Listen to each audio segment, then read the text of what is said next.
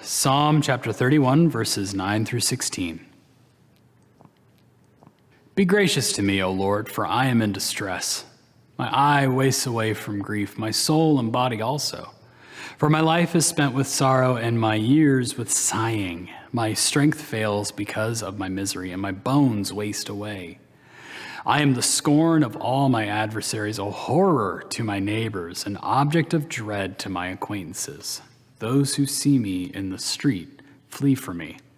I have passed out of mind like one who is dead. I have become like a broken vessel. For I hear the whispering of many terror all around, as they scheme together against me, as they plot to take my life. But I trust in you, O Lord. I say, you are my God. My times are in your hand. Deliver me from the hand of my enemies and persecutors.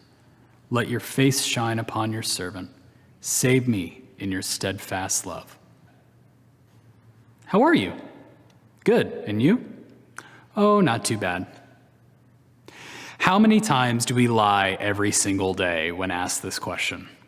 I know why, and I probably wouldn't even call it lying because we know the reason behind the question in the first place. It's our way of saying hello. So imagine my surprise when I worked at a church in Tampa and I asked one of the pastors, Justin LaRosa, how are you, man?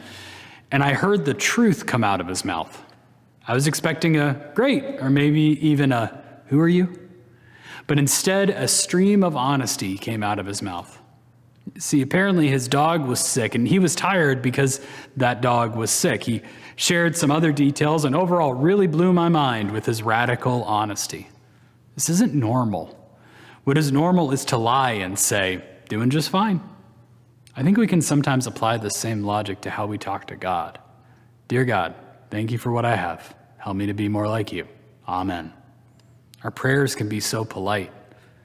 Don't get me wrong, I love a polite greeting. You may have even heard me say, I'm living the dream when asked how I was doing. The truth is, I am actually living the dream. I can't believe I work for this church, or I'm married to my wife, or that I even know my daughter. What a dream. But I also sometimes wake up and my back is spasming. Or maybe I'm stressed out about a big project, or I spilled coffee all down my shirt. Maybe the more honest answer to how are you is, well, thank you for asking. Let's talk. Our passage today is an honest answer. The psalmist praying to God in a way that is honest and real. Fine, how are you? Might be the exact opposite of this psalm. Siblings, when was the last time you were honest in your prayers? The other week, Dr. John was teaching in confirmation on what it means to pray. He said a lot of things about what prayer is, and our confirmants shared a lot as well about what they thought prayer was. But something that Dr. John said that summarized it really well, he said, prayer is honesty.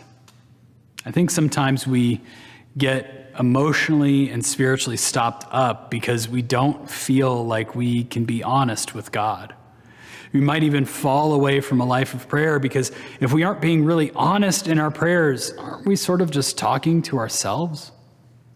And so for the sake of your soul and for the love of God who wants to hear your heart, pray today. And pray with abandon to a God who is worthy of your trust. Amen.